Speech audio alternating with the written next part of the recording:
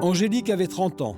Le soir du 11 novembre 2007, elle a été tuée d'un coup de fusil tiré par l'homme avec lequel elle vivait. Et si on pouvait retourner 2 ans en arrière, que ce soit moi qui prenne le coup de fusil et puis pareil. Vous voyez à quel point... Depuis le drame, c'est toute une famille qui souffre. Aurore, la sœur d'Angélique, n'arrive toujours pas à accepter sa mort. Je préfère faire comme si elle était encore là. je pouvais l'appeler en fait. Voilà, J'ai encore ouais. son numéro de téléphone dans mon répertoire et je vais à bord, à l'endroit où ça s'est passé et j'attends devant la maison qu'elle sorte. C'est un cauchemar et puis c'est un film. Mais c'est un film. Quand on regarde la télé, on dit bah, c'est pas chez nous. Éventuellement, ça peut arriver que chez les autres. Mais chez nous, c'est inadmissible, puis c'est incompréhensible, et puis ça n'arrivera jamais parce que c'est de l'irréel. Personne ne comprend comment Christophe en est arrivé à tuer Angélique de sang-froid. L'histoire commence pendant l'été 2006. Angélique est employée de service dans un club de vacances. Christophe est cuisinier, il est plus jeune qu'elle, mais il lui fait rapidement des avances. Angélique hésite. Stéphane Penaud est un ami de Christophe. Il est aussi cuisinier. Les deux hommes ont travaillé ensemble et noué des liens. C'est là qu'on s'est connus. Voilà, cet endroit au CNEM de la Palmyre, en Charente-Maritime. Voilà, c'est là où on s'est connus et c'est là où on a travaillé ensemble pendant 1 mois. Christophe finit par séduire Angélique. À la fin de la saison, il vient la rejoindre en Charente. Le couple se forme. Ils s'installent ensemble. C'est elle qui tenait quand même les billes dans la maison. Ça se voyait. Il le fallait peut-être parce que Christophe, c'était encore un gamin. C'était encore un gamin. Elle avait un peu plus les pieds sur terre que lui. Stéphane les a reçus chez lui quelques semaines avant le drame. Il se souvient d'une relation particulière. On avait l'impression que, bon, quand ils étaient dans la rue, c'est vrai qu'ils ne se tenaient pas la main, ils étaient pas, chacun marchait de son côté, c'était différent. Donc voilà, mais bon, ça, je ne peux pas savoir pourquoi. J'avais un petit peu cette impression qu'ils, des fois, bon, ben, quand ils étaient dans la rue, ils ne voulaient pas se faire voir ensemble, ils s'évitaient.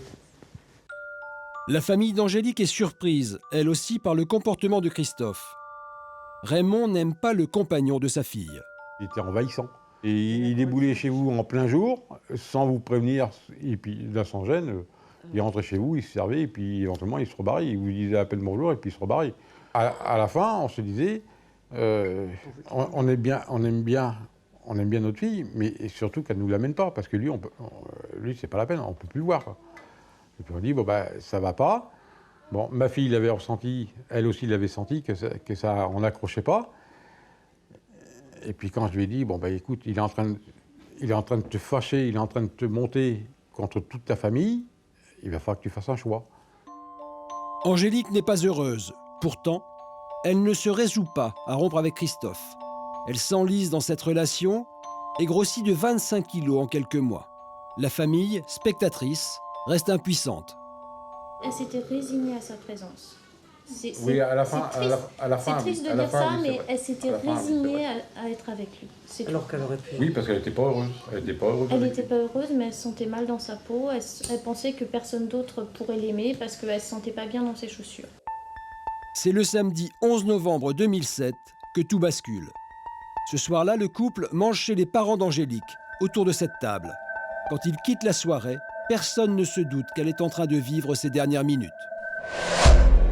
Il est un peu moins d'1 heure du matin quand Angélique et Christophe arrivent devant leur maison. Ma fille a rentré la voiture dans la cour, elle a refermé le portail, et c'est là, d'après ce qu'il aurait dit, qu'il aurait vu son chien dehors. Et là, normalement, c'est là où aurait recommencé la dispute. Une dispute à cause de leur chien qui s'est échappé. Christophe s'en prend à Angélique, le ton monte. La jeune femme se retire dans sa chambre pour regarder la télévision. Christophe est toujours énervé quand il décide de la rejoindre pour obtenir ses faveurs. Mais elle refuse. Foudrage. Christophe se rend dans le garage. Il s'empare de son fusil de chasse et revient dans la chambre d'Angélique. Et arrivé sur le bas de porte de la chambre, il lui a tiré dessus sans prévenir, sans rien.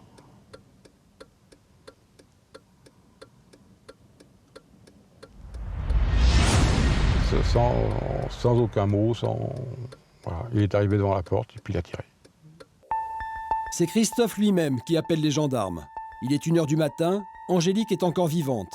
Elle est transportée d'urgence à l'hôpital. Christophe, lui, est mis en garde à vue. Raymond garde en mémoire l'appel des gendarmes au petit matin. Il m'a dit « Monsieur, j'ai une mauvaise nouvelle à vous annoncer.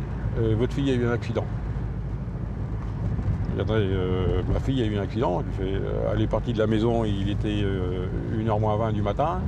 Je pense que ça fait belle lurette quand même qu'elle est dans son lit. Il m'a dit « Non, monsieur, attention.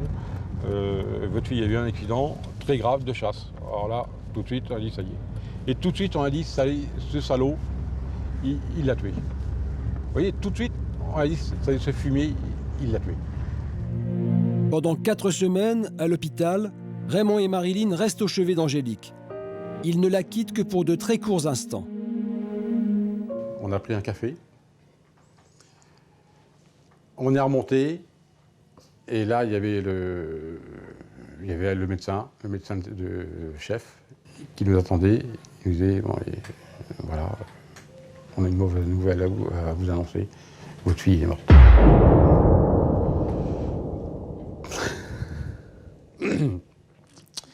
Et là, ça nous a fait mal, parce que les 5 minutes où on l'a laissée, eh ben, elle est morte. Tribunal de Saintes, le 5 novembre dernier. Christophe va être jugé pendant 2 jours devant la cour d'assises. Il est 8h30, la famille d'Angélique est déjà là. Le procès va commencer, un huissier appelle les familles. D'accord. Donc les parties civiles, vous allez vous asseoir au premier rang, et ensuite la famille derrière, d'accord? Vous me suivez s'il vous plaît.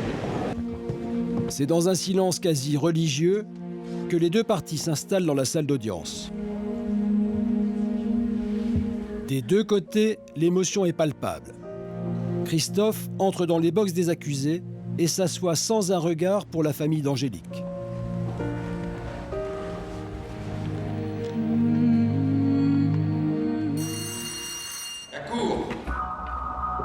Cette première matinée est consacrée à la personnalité de l'accusé. Christophe y est décrit comme un homme introverti, timide et généreux. Quand la parole lui est donnée, il raconte sa souffrance devant le manque de communication entre Angélique et lui. Il évoque ses frustrations. Il fait ensuite part de leur mode de vie et du peu d'intérêt d'Angélique pour les tâches ménagères, ainsi que son incapacité à témoigner toute marque d'affection. Pour la mère de Christophe, c'est un portrait fidèle de son fils qui a été dressé. Mais ça reflète très bien sa personnalité de toute son enfance jusqu'à maintenant. D'accord. Merci. Mais pour les parents d'Angélique, ce portrait de Christophe est insupportable. C'est un monstre. Ils devraient le mettre à l'écart de la société parce que c'est un mec qui est trop dangereux, c'est un monstre. C'est un prédateur qui est en liberté. Il faut l'arrêter, ce mec. Dans l'après-midi, c'est Christophe qui raconte ce qui s'est passé le soir du meurtre. Il reconnaît les faits, mais il n'arrive pas à expliquer pourquoi il a tué Angélique. Il ne répond pas aux questions du président et prétend qu'il a oublié. Mais son témoignage est loin d'être convaincant. À la fin de la première journée, son avocat, Maître Callot, semble inquiet. C'est pas vrai. Mais je lui dis qu'il fallait qu'il soit quand même plus précis dans ses réponses et qu'il réponde aux questions, qu'il ne fuit pas les questions. Parce qu'on sait tous qu'il n'avait pas envie de la tuer, mais il ne sait pas le dire. Puis bon, c'est un problème de richesse de vocabulaire. Peine exprimée. Il y a de la peine, et je pense que il ne faut pas qu'il se laisse emprisonner par les questions qui sont de toute façon qui vont dans un sens, quoi. Hein? D'accord. Ok. Les parents d'Angélique, eux, sont déçus. Vous avez pensé de son témoignage, justement? À qui? À lui? À lui. Quel témoignage? Il n'a donné aucun témoignage? Je ne sais pas, je ne me rappelle plus. Ben non, je me souviens de rien. Il se souvient de rien, il donne aucun témoignage. Il ne voulait pas la tuer, mais juste un tout petit peu. Oui, on rigole. Un tout petit peu. On rigole. De retour à son bureau, Maître Callot, l'avocat de Christophe, prépare sa plaidoirie pour le lendemain. Pour lui, c'est le manque de communication qui a provoqué le drame. Ils étaient dans la même maison, mais les magistrats ont dit mais c'est de la cohabitation. C'est-à-dire qu'on vit l'un à côté de l'autre, mais on ne vit pas l'un avec l'autre. On ne partage pas le lit, on ne partage pas la chambre, on ne partage pas la table, et on ne partage même pas la télé. On va chacun devant sa télé. On ne s'exprime pas, on n'a aucun dialogue, et la tension monte, la tension monte, la tension monte, et on en arrive au drame, fatalement. Ce serait l'accumulation des frustrations qui aurait conduit Christophe à commettre l'irréparable. Il cherchait des gestes de tendresse, il n'en avait pas, et c'était insupportable, c'était difficile à vivre, à tel point que quand il prend l'arme, les médecins psychologues qui l'ont observé ont dit que l'arme pour lui, c'était une manière enfin de s'affirmer comme un homme. Deuxième et dernier jour du procès. Le portrait d'Angélique, brossé hier par Christophe, a irrité toute la famille de la victime. Ce matin, Aurore, sa sœur, a demandé à passer à la barre pour parler d'Angélique et rétablir la vérité.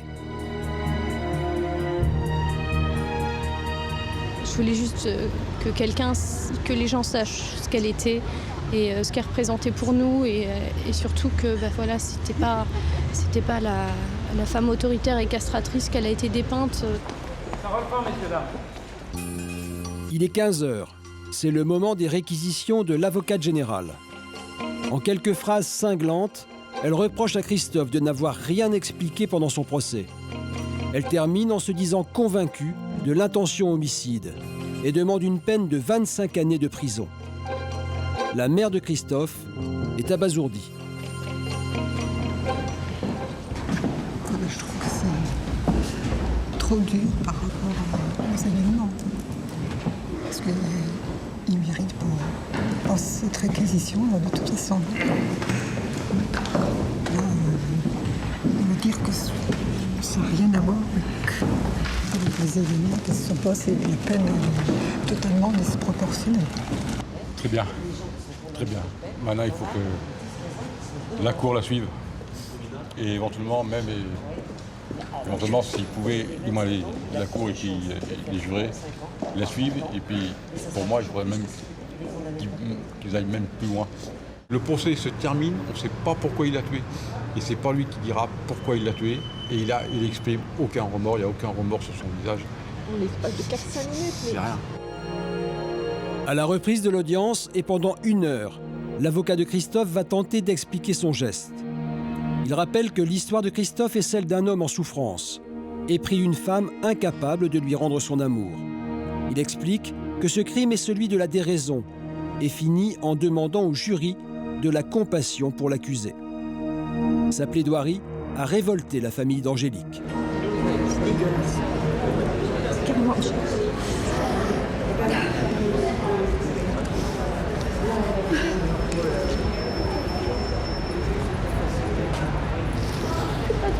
C'est une insulte.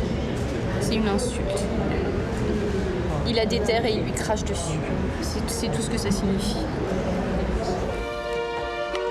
Le jury délibère pendant 1 heure. Les 2 familles se préparent au verdict.